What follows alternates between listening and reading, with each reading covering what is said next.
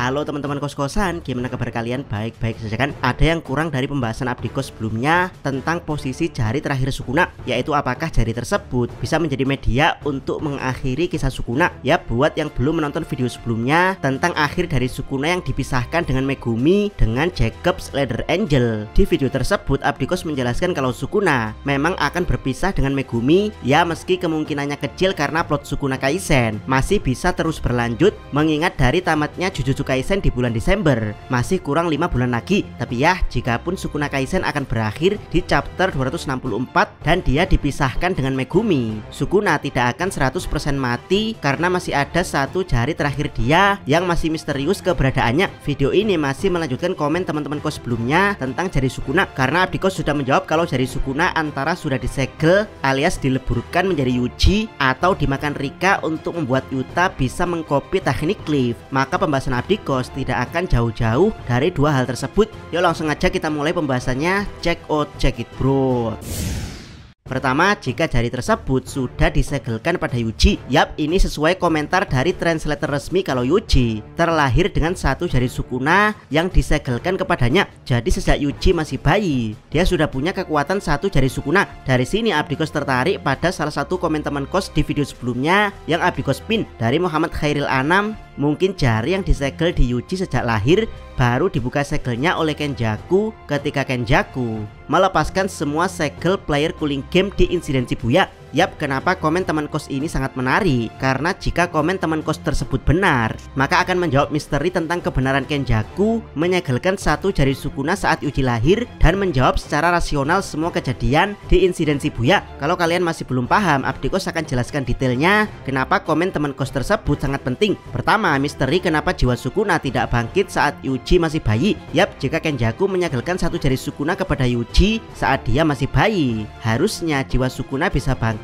di tubuh Yuji saat dia masih bayi. Tapi kenapa saat Yuji terlahir hingga dia SMA di Sendai, jiwa Sukuna tidak juga kunjung bangkit? Jawabannya jelas karena Kenjaku belum membuka segel objek kutukan Sukuna di tubuh Yuji, yaitu setelah memulai cooling game. Yap, seperti yang kita tahu, setelah memulai cooling game, Kenjaku melepaskan segel objek kutukan dari para penyihir yang dia kontrak melewati ribuan tahun, termasuk salah satu penyihir tersebut adalah Sukuna. Jadi ya, alasan Sukuna tidak tahu kalau jarinya telah disegelkan pada Yuji dan jiwa dia tidak bisa bangkit saat Yuji masih bayi adalah karena Kenjaku belum membuka segelnya. Ini juga menjawab kenapa semua player cooling game yang dari masa lalu tidak bisa bangkit di tubuh inangnya sebelum Kenjaku melepaskan segelnya, dan juga menjawab kenapa Hanakurusu bisa selamat dari tragedi diculik kutukan. Kemungkinan objek kutukan Angel yang ada di tubuh Hana membuat sang kutukan mengira Hana adalah seorang kutukan, termasuk objek kutukan Angel membuat Hanakurusu menjadi satu-satunya anak yang diculik kutukan bisa mengikuti anjing suci sehingga keluar dari innate domain sang kutukan yang menyesatkannya. Bukan hanya itu, hal ini juga menjawab dugaan Jogo bahwa Sukuna di insiden Shibuya berkekuatan 15 jari.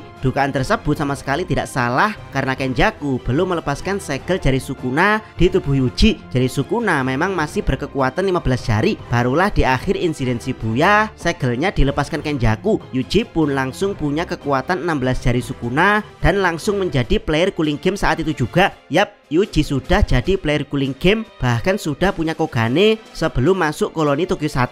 Itu karena dia menjadi bagian dari kontrak Kenjaku sejak dia masih bayi. Dan setelah itu Sukuna tidak bangkit lagi sampai dia memindahkan semua kekuatan 16 jarinya pada Megumi untuk melawan Ryu dan Yorozu, lalu mendapat 3 jari lagi dari Uraume plus 1 mumi untuk memulai perang melawan semua penyihir, baik itu penyihir modern atau penyihir dari masa lalu di arc Shinjuku Showdown.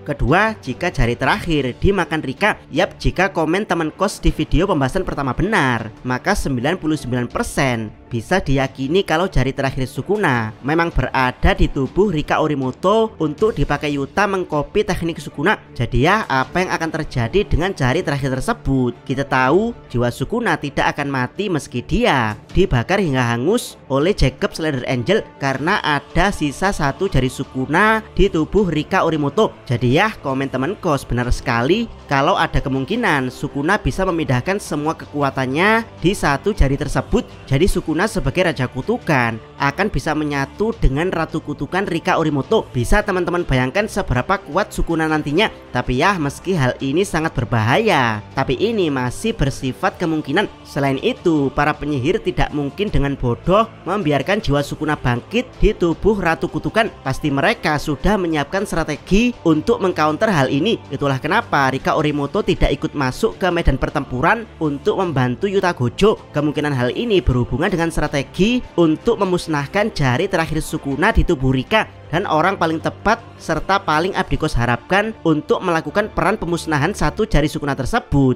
adalah Kugi Saki Nobara. Yap, meski GG sudah berniat membunuh Nobara dan Nanami sejak awal, bahkan sebelum insiden Shibuya, tapi kematian Nobara masih misterius dibandingkan kematian Nanami. Hal ini membuat Abdikos yakin kalau dia masih punya peran di akhir. Yap, Abdikos yakin Nobara masih hidup dan alasan dia tidak boleh ikut mengeroyok Sukuna di perang Shinjuku adalah karena peran dia ini. Bagaimana kalau di chapter 264 Sukuna yang objek kutukannya di tubuh Megumi dimatikan oleh Jacob Slater Angel mencoba bangkit kembali di tubuh Rika Orimoto, lalu Nobara memberikan teknik santet paku dia pada Rika Orimoto untuk memberikan efek pada jiwa Sukuna di Shinjuku, sehingga jiwa Sukuna mau tidak mau harus kembali ke objek mati dia di Shinjuku. Dari sinilah Yuji dengan tinju dismantle pemisah jiwa dia akan melakukan finishing, yaitu menghancurkan objek mati Sukuna, dan boom, berakhir sudah Sukuna. Objek kutukan dan jiwa dia akan mati secara permanen. Yap, bagaimana menurut pendapat teman-teman? Bisakah hal ini terjadi? Silahkan tuliskan komentar kalian di bawah. Jangan lupa subscribe channel Takos dan jangan lupa share video ini. Salam Mi.